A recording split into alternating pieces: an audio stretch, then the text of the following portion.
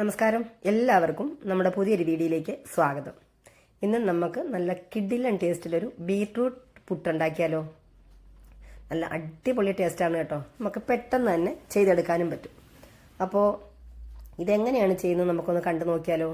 ഇതിൻ്റെ കൂടെ നമുക്ക് കറിയോ പഴമോ ഒന്നിൻ്റെ ആവശ്യമില്ല കേട്ടോ. അപ്പോൾ സമയം കളയാതെ തന്നെ നമുക്ക് വീഡിയോയിലേക്ക് പോകാം. അതിന് വേണ്ടിയിട്ട് ഞാനതൊരു വലിയ ബീട്രൂട്ടാണ് തോലൊക്കെ കളഞ്ഞിട്ട് കഴുകി ഇതുപോലെ ചെറിയ കഷ്ണങ്ങളാക്കിയിട്ട് എടുത്തിട്ടുണ്ട്. ഇനി നമുക്കിതിനകത്തേക്ക് ഒരു 1/4 കപ്പ് വെള്ളം കൂടെ ചേർത്തിട്ട് മിക്സിയുടെ ജാറിലേക്ക് ചേർത്ത് നല്ലതുപോലെ ഒന്ന് അരച്ചെടുക്കാം. ഇതുപോലെ ചെറിയ കഷ്ണങ്ങളാക്കുമ്പോഴത്തേക്ക് നമുക്ക് അരച്ചെടുക്കാനായിട്ട് എളുപ്പമാണല്ലോ. ഇനി ഞാനതൊന്ന് അരച്ച് കൊണ്ടുവരട്ടെ കേട്ടോ. ഇതാ ഇപ്പം ഞാനിവിടെ ബീട്രൂട്ട് അരച്ച് കൊണ്ടുവന്നിട്ടുണ്ട്. ഇനി നമുക്ക് പുട്ടിന് ആവശ്യത്തിനുള്ള മാവ് എടുത്ത് വെച്ചിട്ടുണ്ട്. നമ്മൾ സാധാരണ പുട്ടിൻ്റെ അരിപ്പൊടി ഉണ്ടല്ലോ, അതാണ് എടുത്തിട്ടുള്ളത്.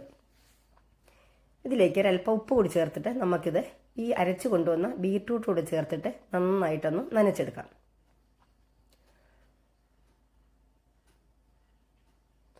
അപ്പോൾ ഇതിനു മുമ്പ് ഞാനൊരു ക്യാരറ്റിൻ്റെ പുട്ട് ചെയ്തിട്ടുണ്ടായിരുന്നു. അത് എല്ലാവരും നല്ല കമൻറ്റുകൾ ചെയ്തിട്ടുണ്ടായിരുന്നു. ഒരുപാട് സന്തോഷം കേട്ടോ. തുടർന്ന് നിങ്ങൾ ഈ ബീട്രൂട്ടിൻ്റെ പുട്ട് കൂടി കണ്ട് സപ്പോർട്ട് ചെയ്യുമെന്ന് പ്രതീക്ഷിക്കുകയാണ്.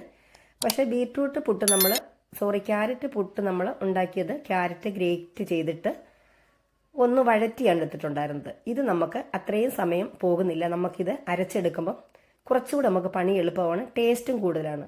പക്ഷേ ഒരു കാര്യം കൂടെ നമ്മൾ ചെയ്യണം. ഇതിൻ്റെ കൂടെ ഇതിലേക്ക് നനച്ചതിന് ശേഷം ഒരു 1/4 കപ്പ് പാൽപ്പൊടി കൂടി നമ്മൾ ചേർത്ത് കൊടുക്കണം. അത് ഞാൻ ചേർത്തിരുന്ന ആ സമയത്ത് ക്യാമറ ഓഫായിട്ടുണ്ടായിരുന്നു. അപ്പോൾ അതൊന്ന് ശ്രദ്ധിക്കണം കേട്ടോ. അതുകൂടി ചേർക്കുമ്പോഴേ നമുക്ക് കറിയൊന്നും ഇല്ലാതെ നമുക്കിത് കഴിക്കാൻ പറ്റുള്ളൂ. നല്ല ടേസ്റ്റ് വേണം. അപ്പോൾ എന്തായാലും നമുക്കിത് ആവശ്യത്തിന് നമ്മൾ അരച്ച് കൊണ്ടുവന്ന് ബീട്രൂട്ട് ചേർത്ത് നന്നായിട്ട് നമ്മൾ സാധാരണ പുട്ട് നനയ്ക്കുമ്പോൾ തന്നെയാണ് കേട്ടോ നനച്ചെടുക്കുന്നത്. അതുപോലൊന്ന് നനച്ചെടുക്കാം. അപ്പോൾ എനിക്ക് എൻ്റെ സൗണ്ട് ഇപ്പോഴും നല്ല ക്ലിയർ ആയിട്ടുണ്ടായില്ല. അപ്പോൾ അതേ ഇത് നനച്ച് കൊണ്ടുവന്നിട്ടുണ്ട് ഇവിടെ.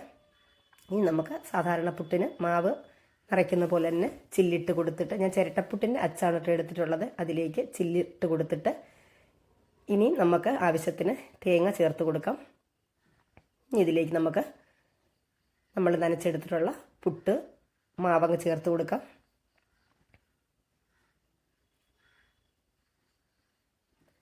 ഇനി നമുക്കിതിൻ്റെ മുകളിലേക്ക് കുറച്ചുകൂടി തേങ്ങാപ്പീര വെച്ച് കൊടുക്കാം. ഒരുപാട് തേങ്ങാപ്പീര അത്രയ്ക്ക് അങ്ങോട്ട് താല്പര്യം ഇല്ല കേട്ടോ ഇവിടെ ആർക്കും. കൊണ്ട് എന്നാലും കുറച്ച് വെച്ചിട്ടുണ്ട്. അപ്പോൾ ഇതെല്ലാം ഇവിടെ ചേർത്തു. ഇനി നമുക്ക് അടച്ച് വെച്ചിട്ട് പുട്ടുകുടത്തിൽ ഞാനിവിടെ വെള്ളം വെച്ചിട്ടുണ്ട്. നന്നായിട്ട് ആവി വന്ന് തുടങ്ങിയിട്ടുണ്ട്. അപ്പോൾ ഞാനിതങ്ങ് വെച്ച് കൊടുത്തു. ഇതൊരു 3 മിനിറ്റ് കൂടുതൽ നമ്മൾ വെക്കരുത് കേട്ടോ. 3 മിനിറ്റ് കൂടുതൽ വെച്ച് കഴിഞ്ഞാൽ നമ്മുടെ ഈ പുട്ടിൻ്റെ കളർ മാറി ആ പിങ്ക് കളർ മാറിയിട്ട് നമ്മൾ സാധാരണ ബീട്രൂട്ടൊക്കെ തോരൻ വയ്ക്കുമ്പോൾ ഒരു കളറാകുമല്ലോ, ആ കളറിലേക്ക് മാറും. അപ്പോൾ അങ്ങനെ വരുമ്പോഴത്തേക്ക് നമുക്ക് ഇതിന് നല്ല ഒരു ഭംഗി ഉണ്ടാവില്ല നമ്മുടെ പുട്ട് കാണാനായിട്ട്. അപ്പോൾ ഒരു കുറ്റി ഞാൻ വെച്ചത് അങ്ങനെ ആയിട്ടുണ്ടായിരുന്നു കേട്ടോ. കുറച്ച് താമസിച്ചപ്പോഴത്തേക്ക് അങ്ങനെ ആയിട്ടുണ്ടായിരുന്നു. അപ്പോൾ അതുകൊണ്ട് അങ്ങനെ ചെയ്യാതെ ഒരു 3 മിനിറ്റ്, മാക്സിമം ഒരു 3 മിനിറ്റ് വെച്ചാൽ മതി കേട്ടോ. അപ്പോഴത്തെ നന്നായിട്ട് വെന്തിട്ട് നമ്മുടെ ഈ കളർ മാറാതെ നമുക്ക് കിട്ടും. അപ്പോൾ അതേ നമ്മുടെ പുട്ട് ഇവിടെ റെഡിയായി വന്നിട്ടുണ്ട്. നമുക്കിതൊരു പാത്രത്തിലേക്ക് എടുക്കാം. അപ്പോൾ ഇത്രയേ ഉള്ളൂ, നമ്മുടെ പുട്ട് ഇവിടെ റെഡിയായി. നല്ല സോഫ്റ്റ് ആയിട്ടുള്ള പുട്ടാണ് കേട്ടോ. എല്ലാവരും ഒന്ന് ട്രൈ ചെയ്ത് നോക്കണേ.